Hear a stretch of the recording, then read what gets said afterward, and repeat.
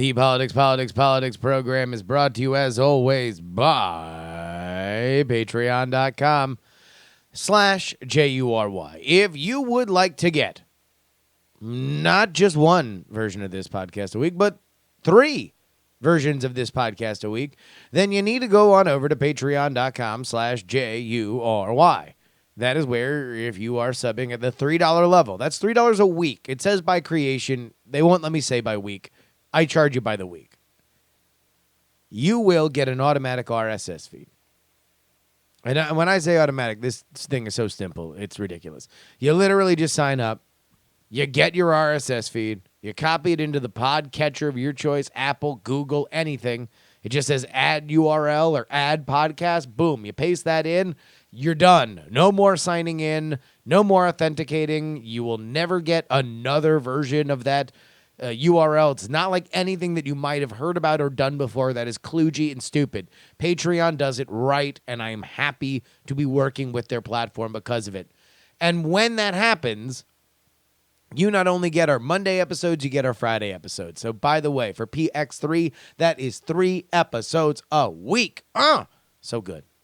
Also, if you are a Prime member, a Prime subscriber through Amazon, you can head to my Twitch channel, twitch.tv/Justin R. Young, and subscribe. If you're an Amazon Prime member, you do it for free. All you got to do is make sure that you have connected your Twitch account with your Amazon Prime account. And if you don't have a Twitch account, which I'm sure a lot of you folks don't, well, don't worry. It's super easy. You set it up, you hit the subscribe button, you say use Amazon Prime, you're done. That money goes away unless you use it, so I'm calling dibs. Please give it to me. Twitch.tv/Justin R. Young. One final, and about that, you got to do it every month. Unfortunately, they won't let you just set it to a channel and have it sit there forever. You have to do it every month. So if you did it last month, just do me a favor. It's free. Help me out. Go back again. Twitch.tv/Justin R. Young. One last thing. If you are in the Southern California area, then please consider coming out to see myself and Brian Brushwood Saturday in San Diego. It's in the Gaslamp District. We're doing a live version of our podcast, Night Attack. It's a special show all themed around Web 1.0 memories, hamster dances, Cindy Margolis, naughty-ass JPEGs that stopped as soon as it got to the lady's eyelash. It's all going to be covered. San Diego on the 9th. That is this Saturday. And Los Angeles. We're coming to you. Santa Monica, California. The West Side Comedy Theater on Sunday, June 10th. So head on over to nightattack.tv/tour to get your tickets for that. Enough talking about how we support the show, however. What do you say we just do the damn thing? Politics, politics, politics, politics.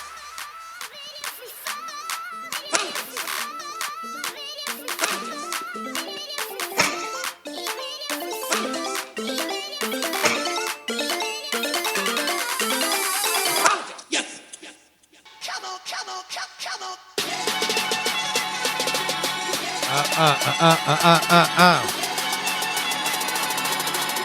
Come on, come on, come on. What? Huh? Oh.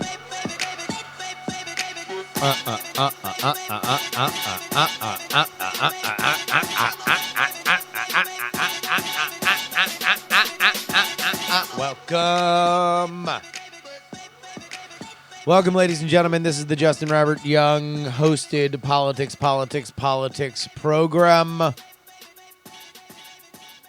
Another week. Another week where we spend an enchanting hour together talking about all 3 phases of our favorite topic, politics, and politics. Again, my name is Justin Robert Young. We got a lot to talk about. We're going to talk about the new 93% likelihood next president of the United States. We are going to talk about an actual Obama scandal. Like press is interested in it. Public eye Obama scandal? Maybe. How that affects everything that's been going on. We had the Super Tuesday midterm primary results last night, but we're really only going to focus on one race going forward. And apparently Donald Trump is still pissed off that the Canadians burned down the White House in the War of 1812. And if you want to say that that's not true, then you're probably right. But that doesn't make Donald Trump not mad about it. We're going to talk about that, as well as the pole dance, as well as your emails. It's all here. It's all happening at the zoo, as you were. I don't think it makes sense. All right. Kim Kardashian. Let's talk about Kim Kardashian. We begin with the forefront of politics, the tip of the spear of American democracy. Kim Kardashian went to the White House. She took the long way round out to Wyoming so she could watch her husband, Kanye West, launch his new album, Yay. She made her way to the White House to discuss prison reform. Prison reform. Now, I am going to take a little bit of credit here. A little bit of credit. Just a touch, a smidge, a pinch of credit here.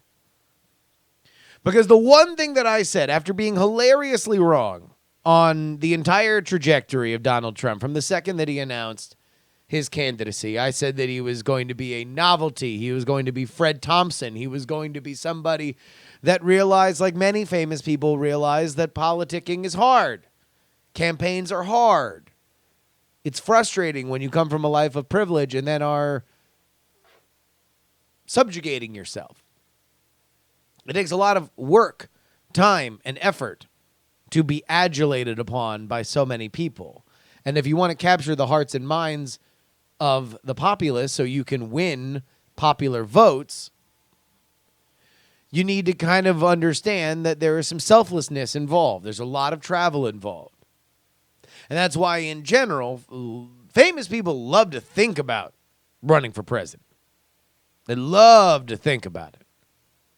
In fact, there might be some double vente motherfucker who's thinking about it real hard right now. Real hard.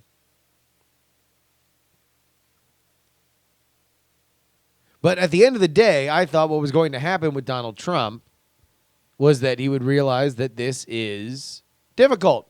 It's draining. You have to shake a lot of hands. You got to stroke a lot of egos. You got to make sure that you are making peace with all the tribal warlords and all the different places that you are going to need help from. This is part of the game. What I misjudged was that Donald Trump is an absolute media whore, and that's kind of his thing. He liked doing that. He enjoyed being on television every day. He enjoyed going out and having people want to hear what he has to say. So when he became president of the United States, I had a reckoning.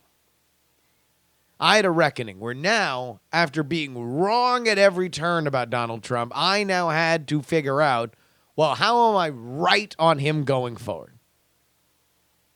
So I made a few pronouncements. And they were almost immediately wrong. I said that the first thing he was going to do was infrastructure. We're still having infrastructure weeks. We are 500 days into this motherfucker's presidency, and I think 250 of them have been during infrastructure weeks. So that didn't happen. I said that Donald Trump was going to do something that would be outside of Republican orthodoxy and maybe even into liberal orthodoxy. That he loves nothing more than confounding the media. He loves nothing more than getting praise from the New York Times. And if that is the case, then at some point he is going to do something that will delight liberals, and Republicans won't give a fuck because they are so topsy-turvy on this dude that whatever he does, his core is going to be excited for. And understanding that his core, a lot of the working class Trump voters, are not hardcore evangelicals. I supposed that one of these things that he would do would have something to do with gay rights. And then almost immediately after I said that, he banned transgendered people from the military. Oh, oopsie doodle. So, considering all of my predictions about Donald Trump, and I don't think I'm alone on this one, many media gas bags, both on the independent side like I am, as well as in the more polished news media, the credentialed news media, if you will, have been consistently wrong on this guy. But I have to take whatever credit I can, all right? Even if it's a smidge, even if it's a little bit. And so I am going to take the little shred that I have with this Kim Kardashian prison reform thing. I know. Dude, I understand. This is not, I'm not proud of it. Do you think a man who eats out of a fucking garbage can is proud of himself? No, he's not. He needs to eat. I need credit. I need to be right on something. Please let me have this one thing. I want to say that Donald Trump championing prison reform as the law and order candidate is something that I can be proud of. And it is all the more sweet because it happened with Kim Thong-un, as she was dubbed by the Washington Post when she went and visited the White House. Kim Kardashian West, reality star, mogul, nude Instagram poster. She went to the White House and she lobbied on behalf of Alice Johnson. Alice Johnson, as I learned today, I was not really familiar with this story. Alice Johnson had her sentence commuted today. So Kim Kardashian was successful. We read now from Axios. President Trump has signed a commutation for Alice Johnson, currently serving a life sentence for a nonviolent drug offense, according to a source with direct knowledge. CNN reported earlier today that the White House had prepped the paperwork for a pardon for Johnson, while the Washington Post reported last night that he had been considering doing so. The Johnson case was championed last week at the White House by Kim Kardashian West. White House senior advisor Jared Kushner, who pushed for Johnson's pardon, had been in contact with Kardashian West over the past several months on the issue. Per a source familiar, White House counsel Don McGahn is skeptical of the merits of pardoning Johnson. This is part of a broader effort led by Jared Kushner to highlight the issue of prison reform, particularly focused on nonviolent offenders. Now, you can draw a lot of lines when it comes to Kushner, whose own father was in jail.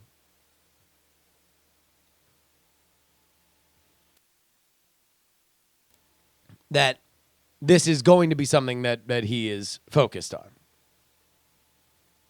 And we can get into the difference between commuting the sentence and pardoning it, but I would rather focus on the big picture here. Yes. Yes, what is the big picture? Well, you guys might have remembered that a few weeks ago, we crowned our inaugural our 93% likely, the Upshot Memorial, 93% most likely to become the next president of the United States. Our first ever was Michael Avenatti. Michael Avenatti, of course, the lawyer for Stormy Daniels. But I have to say that since we crowned him the number one, he has disappointed. He hasn't really been around as much, which is why we have a new 93% most likely next president of the United States, the Upshot Memorial. There we go. Kim Kardashian West is now the new official 93% likely to be next president of the United States. There we go. Everybody, please. Round of applause. Round of applause. Kim Kardashian.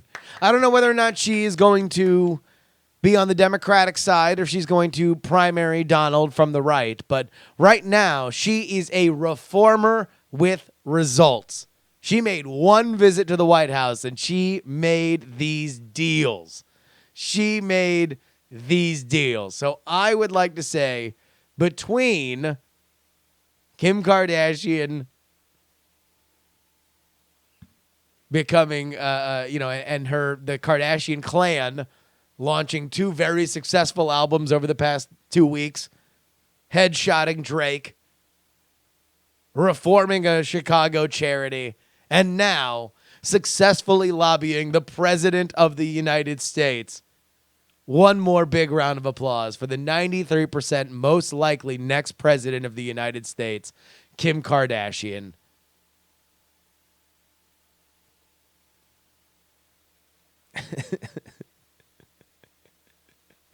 That would be breaking the internet. That would be breaking the internet. I feel like she would have. This is definitely a pivot for Kim. You know? A pivot into politics.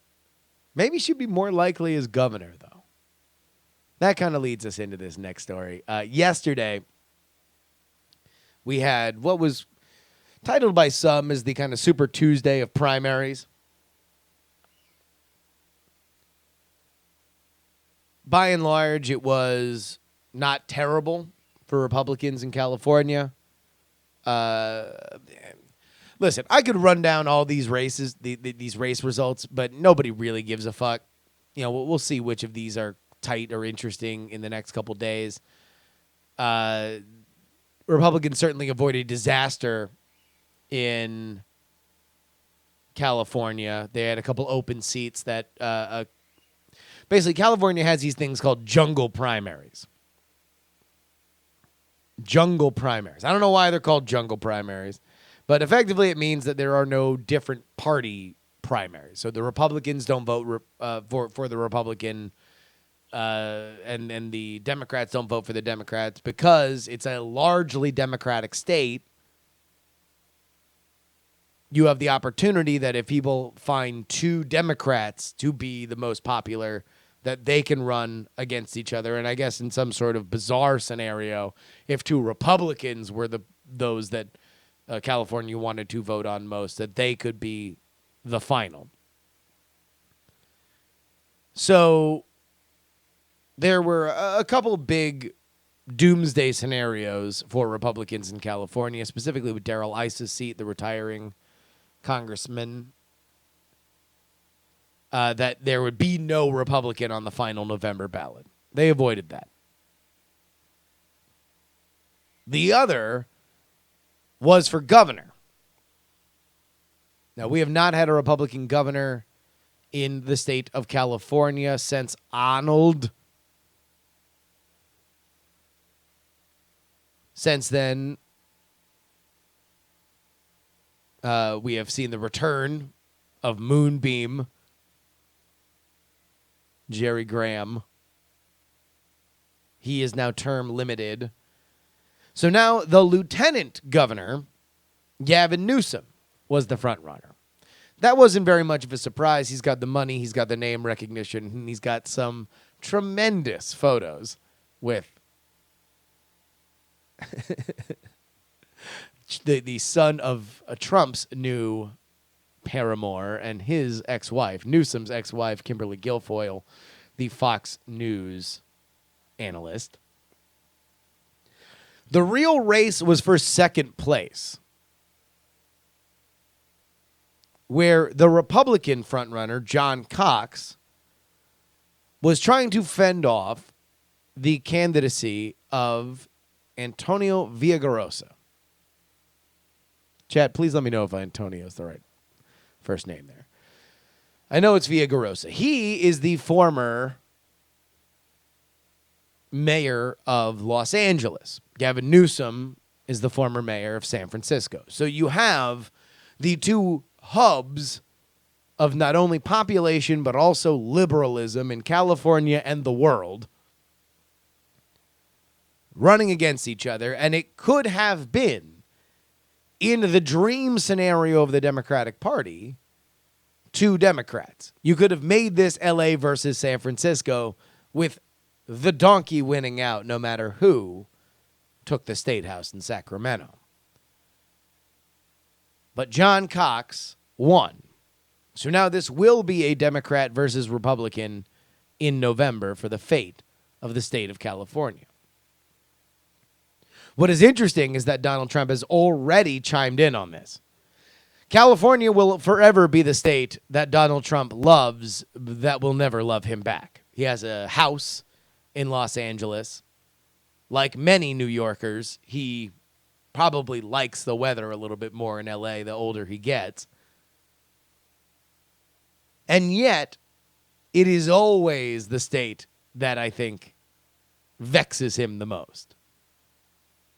It is also a state in which Donald Trump is a reliable brand to bet against if you are a Democrat. There is no surefire way to get a crowd in San Francisco or Los Angeles fired up than to mention Donald Trump's name in anger. It's the fastball, right? It's the tits. There is nothing that beats it. For lack of a better term, this is the Trump card. But can somebody like Gavin Newsom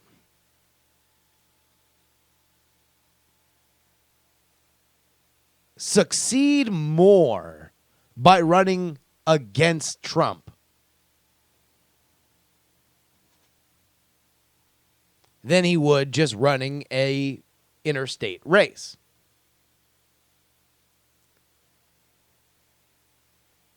That's going to be a question. And it kind of leads me to this larger thought I've been having. No, you want to know what? We'll get to that later, because that kind of fits in with the wave talk.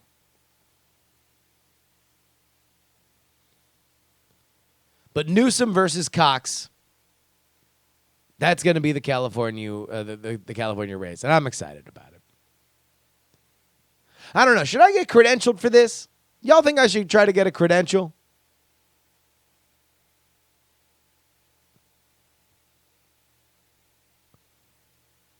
I'm trying to figure this out. Whether or not I should be trying to cover these debates. I did meet Gavin Newsom. I met Gavin. I'm going to call him Gavin because we're on a first name basis. I met Gavin at the Democratic National Convention when I was covering it for BitTorrent. And he wouldn't take a contender game, so I didn't vote for him. I did vote yesterday. I voted for John Cox. I voted for John Cox because I wanted there to be a Republican-Democrat thing. I think that that's healthier for the state of California to have at least both sides of the intellectual spectrum represented. I don't know who I'll vote for in November, though. But I will offer both John Cox and Gavin Newsom a contender, and we'll see whether or not any of them take it. All right. I want to talk a little about scandals, press scandals. Here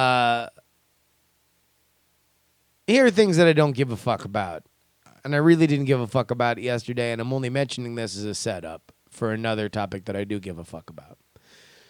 The Philadelphia Eagles were invited to go to the White House. And then a bunch of the Eagles weren't going to go because they don't like the politics of the president. And then Donald Trump decided to cancel their visitation to the White House and instead decided to hold a national anthem concert. Despite the fact that the Philadelphia Eagles didn't kneel in protest of the national anthem throughout the last season, it was just a bunch of players didn't like Donald Trump. And then at the thing yesterday, Donald Trump didn't know the words to God Bless America. Sorry, guys. I'm sorry. Sometimes it gets very hard to stay awake when there's things that I really just don't give a fuck about. I don't give a fuck about patriotism theater. I don't give a fuck about this national anthem thing. It has become very clear that Donald Trump views the national anthem controversy in the NFL as an infinite way to get press. So he presses the button whenever he can. He doesn't give a shit about the protests. He doesn't give a shit about the NFL. He gives a shit about the fact that this is something that a lot of people want to talk about. And I am just not one of those people, so I don't care. Now, on a slightly more serious level, let's talk about Spygate, the idea that the intelligence community was so repulsed by Donald Trump that, according to Donald Trump, they placed intelligence officials and informants inside of his campaign so they could report on what was happening. Okay. I care about that more than the anthem, but really ultimately not a lot. And I mention all of it so I can set up the idea that as Vox is reporting, or no, I think this was an AP report, but Vox is where we are going to read from. Senate Republicans have claimed that Obama secretly helped Iran get around U.S. sanctions. We read now from an Alex Ward article. President Barack Obama's administration reportedly misled Congress and the American people about a crucial element of the Iran nuclear deal. The GOP-led investigation by the Senate Permanent Subcommittee on Investigations revealed on Wednesday that Obama's Treasury Department secretly worked on a license to allow Iran to access the American financial system. A license, according to the Treasury Department, is, quote, an authorization from the Treasury to engage in in a transaction that otherwise would be prohibited, end quote. This is a very big claim, recalling that the Iran deal had the U.S. lift certain sanctions on Tehran in exchange for Iranians curbing their nuclear program, but the U.S. didn't remove every penalty after signing the agreement in 2015, meaning that Iran's access to the U.S. financial system was still limited. This reportedly was refuted by two U.S. banks,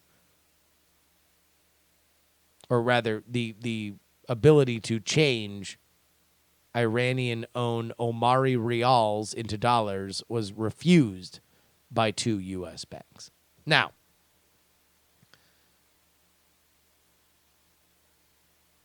this is a big thing. This is a big thing. In that, it dovetails into the fact that Donald Trump canceled the Iran deal. It validates him on a major international relations point, or at the very least, not validates him, but it muddies the waters enough that it makes his cancellation of it look less risky.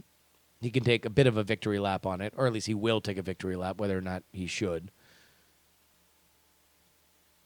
It also continues to tarnish the idea that Obama was a scandal-free president, and that's something that Donald Trump is actively trying to work hard, a narrative Donald Trump is trying to work hard to create with some of this Spygate stuff.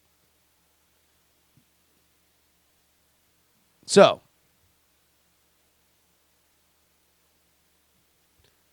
I bring all this up in the context of these other scandals to say that if that's what happened with scandals that were far more threadbare, and remember, this national anthem thing became a thing because Donald Trump backed the wrong dude in Alabama and was pissed off about the fact that he had to do a rally for him when the polls were showing that he was losing. And so to energize an otherwise listless crowd that was booing the guy or being tepid in their applause for the guy that he was trying to raise awareness for, he went to tried and true culture war bait. And he got cheered for it. And so he steered into it. And so he tweeted more about it. And so it became a back and forth and so on and so on and so on, infinitely pooping into each other's butt, back and forth forever. However, if this is a scandal that has legs, can you imagine what Trump will do with it? Can you imagine what will happen as it unfolds? Can you imagine how much press he will make sure it will command? Because this is actually something if it's true. This is, in the parlance of the internet, big if true. This means headlines away from the Mueller investigation, which Donald Trump has been eager to do.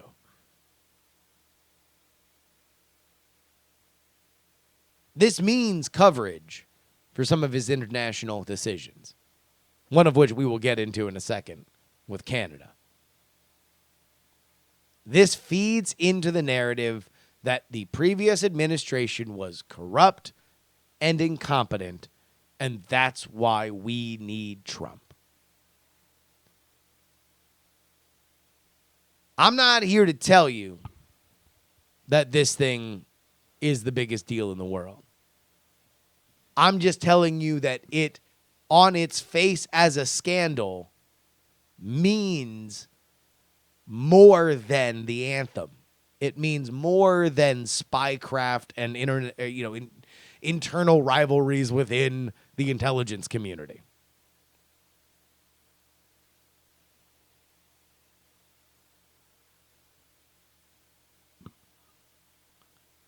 So, do I think that this will be a big deal?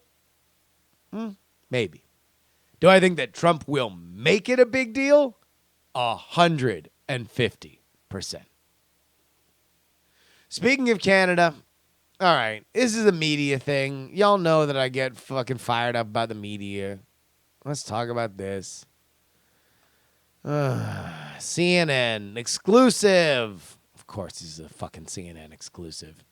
Trump invokes War of 1812 and testy calls with Trudeau over tariffs. President Donald Trump and Canadian Prime Minister Justin Trudeau had a testy phone call on May 25th over new tariffs imposed by the Trump administration targeting steel and aluminum imports coming in from Canada, including one moment during the conversation in which Trump made an erroneous historical reference. Sources familiar with the discussion told CNN. Oh my God, wait a minute. Holy shit, wait a minute. Whoa, fuck. Oh my God, wait a minute.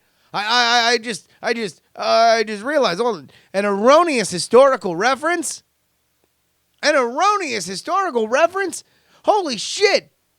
Fuck. Town crier. Hear ye. That's the wrong town crier. X3. That's more like it. Read all about it. President makes an erroneous historical reference. 2 papes for a nickel. Thanks, mister. Bites coin.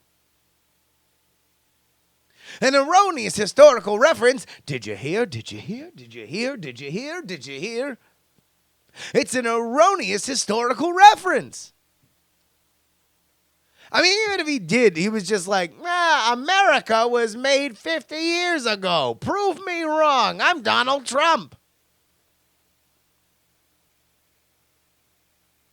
Like, that would be an erroneous historical reference. But you know that you are stretching for news when the exclusive is the president made an erroneous historical reference. What was it? According to sources, Trudeau pressed Trump on how he could justify the tariffs as a national security issue. In response, Trump quipped to Trudeau, "Didn't you guys burn down the White House?" referring to the War of 1812. Shit. That's some old beef. That is some well-aged beef. But wait. Next paragraph. The problem with Trump's comments to Trudeau is that the British troops burned down the White House during the War of 1812. Who burned down the White House in the War of 1812? Not me. Then who? Couldn't be. Historians note that the British attack on Washington was in retaliation for the Americans' attack on York, Ontario, a territory that eventually became Canada, which is then a British colony. Okay. All right. So we are now 3 paragraphs into this fucking story. The first paragraph said, here's the news, an erroneous historical reference. The second paragraph said, here was the erroneous historical reference. And the third explained why it was an erroneous historical reference. So, I have no interest in quibbling about this. I have always heard Canadians joke about how they burned down the White House. I don't exactly know where we get into the who in the colonies from another country is real Canadian and who isn't real Canadian. Because I really want to focus on the fourth comment. When asked if the comment was received as a joke, one source on the call said, quote, to the degree that one can ever take what is said as a joke, the impact on Canada and ultimately on workers in the U.S. won't be a laughing matter.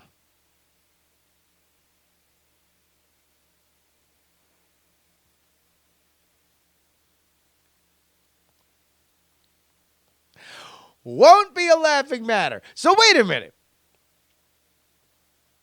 What you are telling me, CNN, what you're telling me, CNN, is your fucking exclusive. Your Sclusy. Sclusy. Hi, Sclusy, I'm home. Is that the fucking reality show president made a shitty joke on the fucking phone call, and somebody from Canada or the United States, probably Canada because they mentioned the impact on Canada and ultimately the workers in the U.S. So I'm guessing this is a Canadian source. Wanted to high road the president on a shitty joke. That's the exclusive. Boom. Put that shit on the Chiron. Get Jim Acosta out here so we can fucking flog this dead horse for the next 12 hours. President high-roaded on shitty joke. Fuck you. Fuck the fuck right off, CNN. I mean, honestly. Like, really, we want to... So now we want to high-road the president on the fact that the War of 18... Well, really... Well, actually, it was the British colonial forces, not Canada, as at the time, Canada was a British colony, so it wasn't Canada, technically. Yes, it was in retaliation for an attack on what is now Canada, but actually, it was the British forces. Oh, my God. I mean, honestly. And people say that this show is full of horse shit. People say that this fucking show is making a mockery of politics. Is making a mockery. This is serious, you guys. We got to take this serious. Oh, my God. Why aren't you paying attention to the serious issues, like whether or not the president got high-roaded on a shitty joke? Oh, my God. Oh, my God.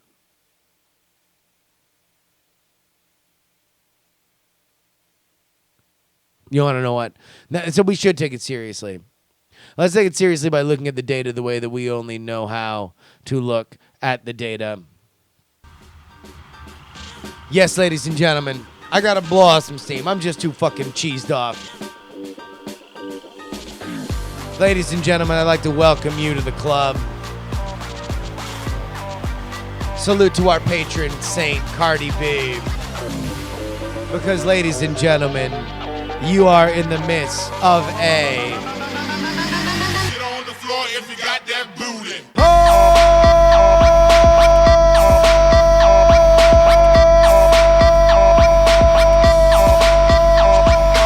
Dance, dance, dance, dance, dance, dance.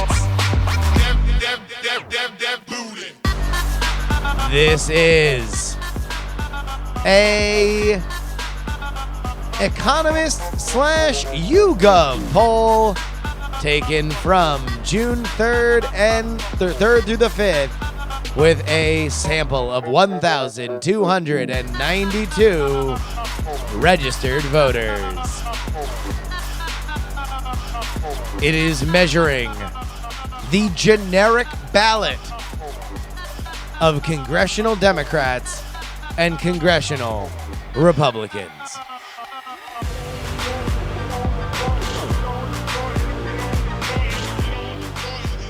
Coming up first to the stage, with 38% of the vote, they are bragging about their big tent. They are congressional On the floor if you got that booty. Republicans.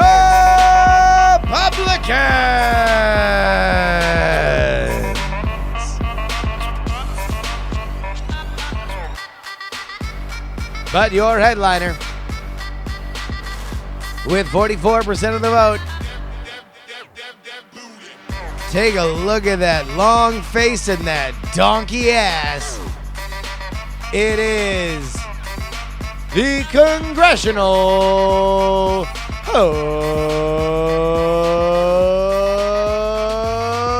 Democrats.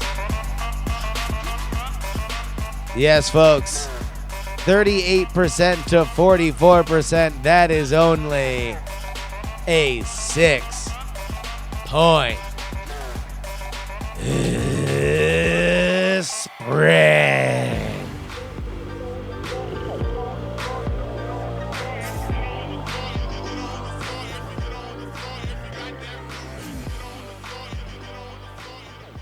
I want to remind everybody that that spread was certainly in double digits, flirting with the 20s in 2017. The trend lines have not been kind to the Democrats, which brings us to our Wave Watch. We keep an eye on that blue wave to see whether or not it is going to come in.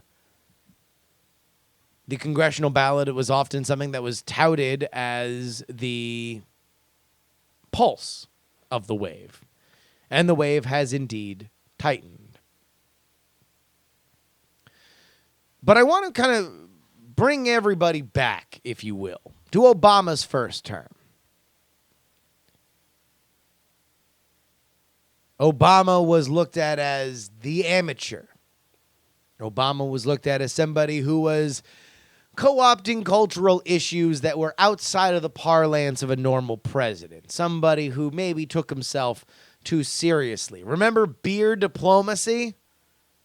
Remember the asshole cop who arrested the black professor, and so Obama took it upon himself to use the office of the president to get everybody in for a beer just to talk things over.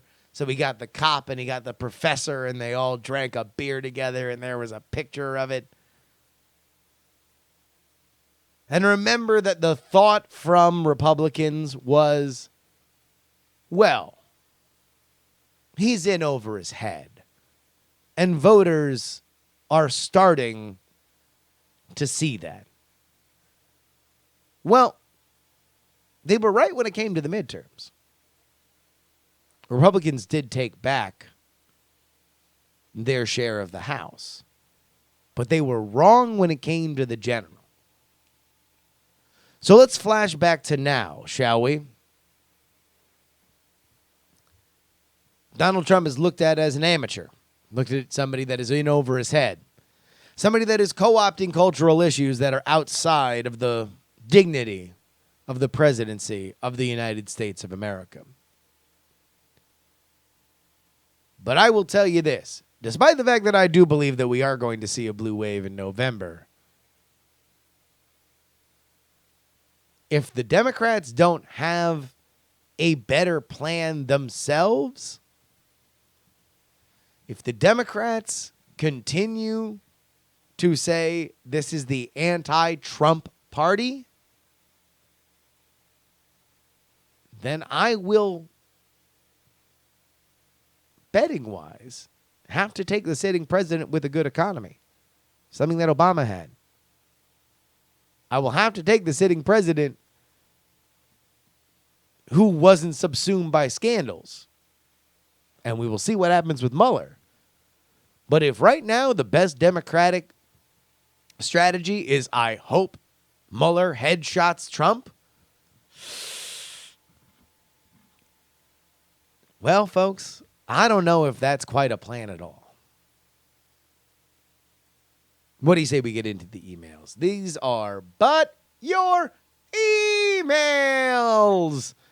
Go ahead and send me your emails. TheYoungAmerican@gmail.com. TheYoungAmerican@gmail.com. Sean writes, you expound that the only thing that matters in politics is getting more people into a booth to press your button on a specific day. With Trump's wacky and wild weekend saying he is above the law, I am the law, since he can pardon himself, could you in theory have your entire campaign staff break only federal laws in such a way to ensure that you become president? Then as long as you make it from November to January without issue, pardon all of your staff and remain as president. I don't know how you can violate federal law in mixing an election, but if there were a way and the candidate was truly isolated from it, what could stop that person from continuing to serve? If Congress impeaches a president and a president through strict conservative assessment of the law going against a 7-1 SCOTUS decision, pardons themselves prior to the Senate voting to remove them from office, can the Senate still vote remove a president who has legally done nothing wrong due to a pardon? Woo!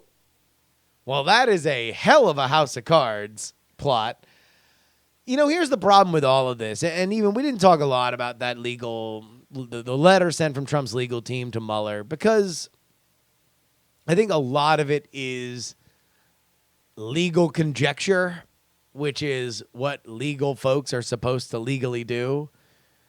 That is different than rubber meets the road politics, and ultimately impeachment and removals, more specifically, is something that will always be a political issue. So if the country looks at Donald Trump as trying to weasel his way out of due justice by way of very clear and present evidence, the likes of which I think we are all hoping we either get or definitively don't get from the Mueller investigation,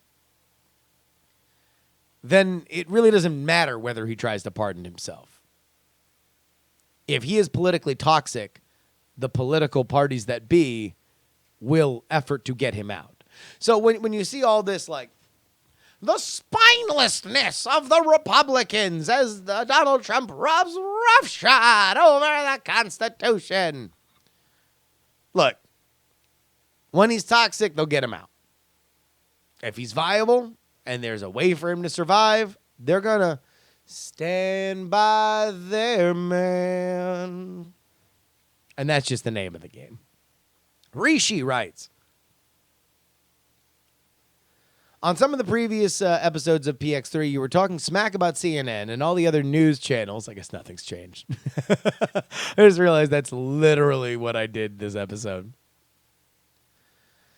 All the other news channels about how they're nothing but TV channels dedicated to reporting on whatever's trending on Twitter. If you were in charge of creating a televised news channel and you care deeply about expressing good journalism throughout this channel, how would you do it? I'm interested in your ideas in balancing journalism against dwindling attention spans. To be honest, I would make it more analysis. Like, I have no problem with, I think Fox News got it right in terms of understanding that news exists between the hours of 11 a.m. and 4:50. That is the news, right? And we're going to have news people doing news things during that time. But the morning and the evening, which is when most people watch that show or watch that channel, is all analysis. Fox and Friends is analysis. Hannity, The Five, all that shit. Laura Ingraham, analysis. I would just do that the entire day. I wouldn't really aspire to be a news gathering organization. In fact, maybe that would be what I would do. Like, I would go more Jesus and Mero and less Jim Acosta. I would rather just have a fun channel wherein we were talking about the news to get eyeballs. And I would try to make it clear that, look, these are opinions that we are making. We are here to generate debate.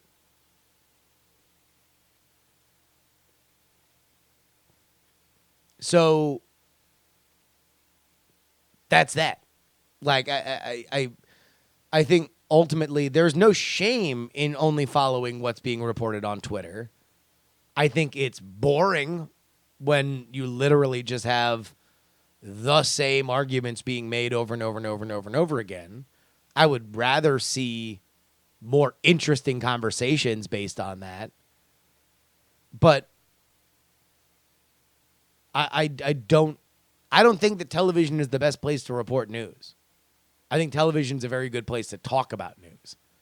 And so that's, I think, where I would go.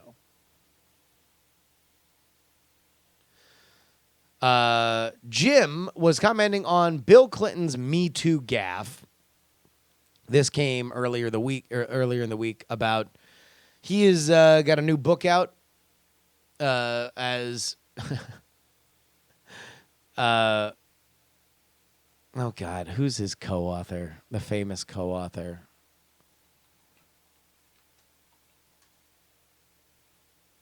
James Patterson. That's it. So the two names on the front page or on the cover of this book are James Patterson and Bill Clinton, and I think that there's a fairly good chance that either of them wrote it. But it's a new fiction novel called The President is Missing, and so Bill Clinton did a little interview on the Today Show and stuck his foot in his mouth. He was asked about if he had changed some of his opinions about in light of Me Too and whether or not he had read Monica Lewinsky's article reassessing her situation in light of Me Too, and the fact that she said that, look, I've reassessed what I've believed was sexual harassment. And the most powerful person in the world flirting with and pursuing a sexual relationship with an 18-year-old girl or 20-year-old girl who is in her first job was predatory. I'm paraphrasing, but that's essentially what she said. And Bill Clinton got very defensive about it, shocker, and pointed out how he was the real victim. And when pressed by the interviewer, this is good TV journalism, by the way. When pressed by the interviewer on whether or not he has apologized to Monica directly, he said, yes, I apologized to everyone. And cited his press conference wherein he apologized to Monica Lewinsky and her family as the time that he apologized to her.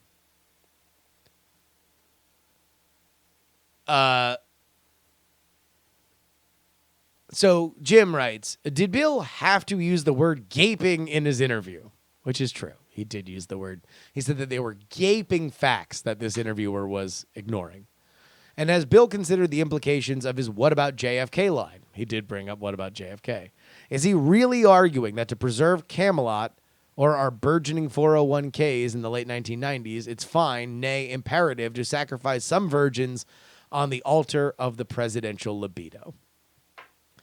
Look, Bill Clinton is somebody who is aging poorly in the media. There used to be a charm in that man that I don't think is there anymore. I think what you are seeing, the world is seeing, is what I think a lot of conservatives saw in the 90s. That his warm glow, his first black president affability was a sheen on top of somebody that was very defensive and very venal. And the fact that Hillary Clinton has now famously lost not once but twice using some of the same tactics has also aided in Bill's oeuvre aging poorly. Now, about the JFK thing. If only somebody was researching a 6-part podcast about the birth of Camelot. If only. Adam writes, anyway, what you said about the use of letterhead on Friday before last, this is about North Korea, reminded me of 2 specific things that Bill Richardson said in a recent interview on the Foreign Policy Podcast, which I highly recommend. Thing 1, North Korea is very formal. They're relentless and they're organized. You never make a deal with the North Korean sitting across the table. That's taken up by them vetting their formal position, their talking points. His deal-making progress was all made on the sidelines, outside of the formal process after establishing a trust on a personal level over a meal. He lauded Pompeo for making the connection by visiting and speaking face-to-face, and it makes me wonder if their ghosting was because the guy reaching out to them suddenly got canned. Well, Pompeo didn't get canned. Thing 1A. He also described how avidly they scrutinize everything coming out of the White House, perhaps too much so.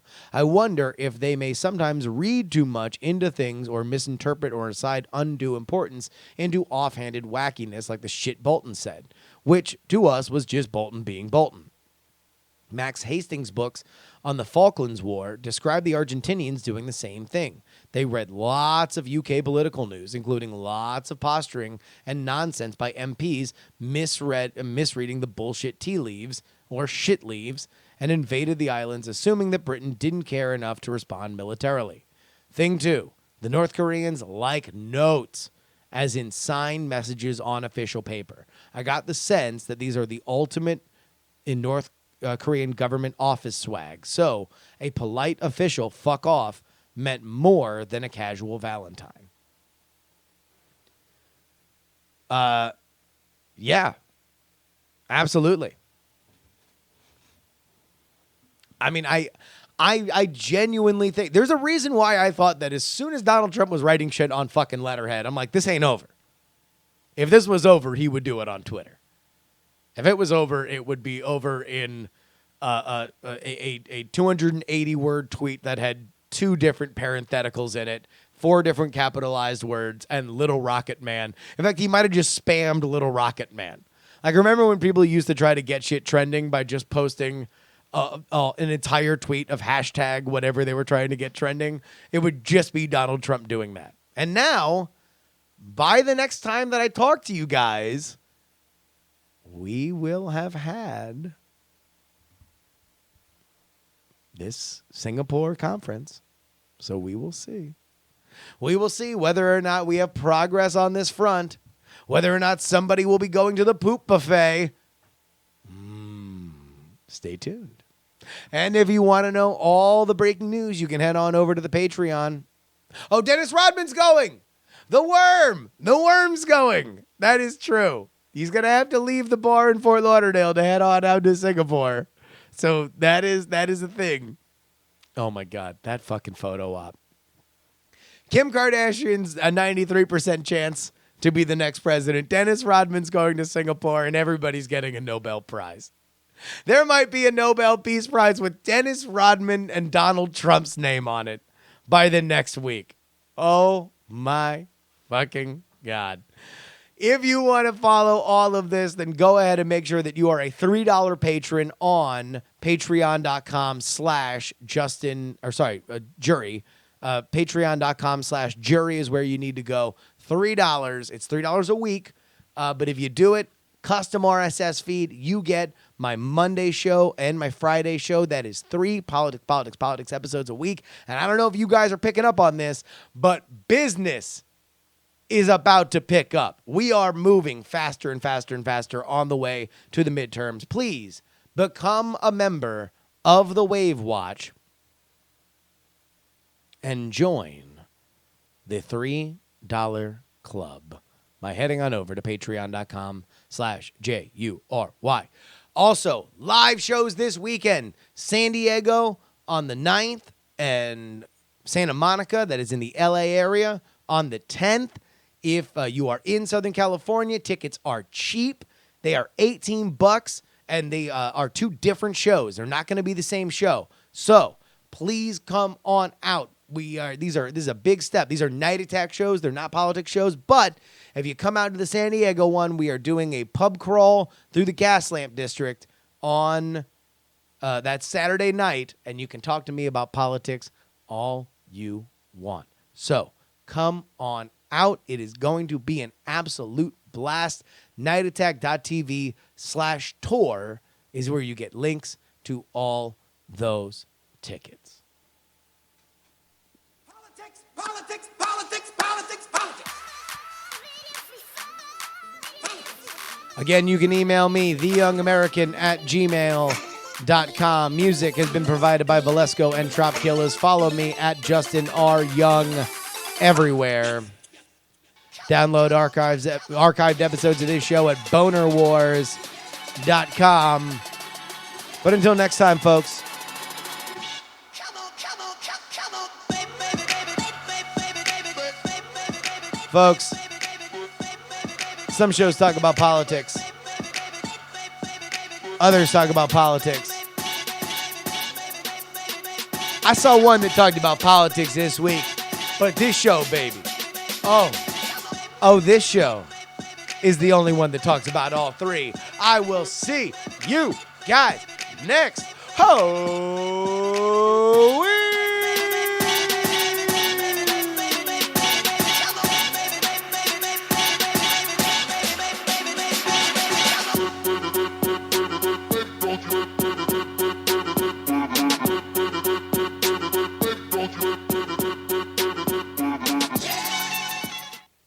Diamond Club hopes you have enjoyed this program.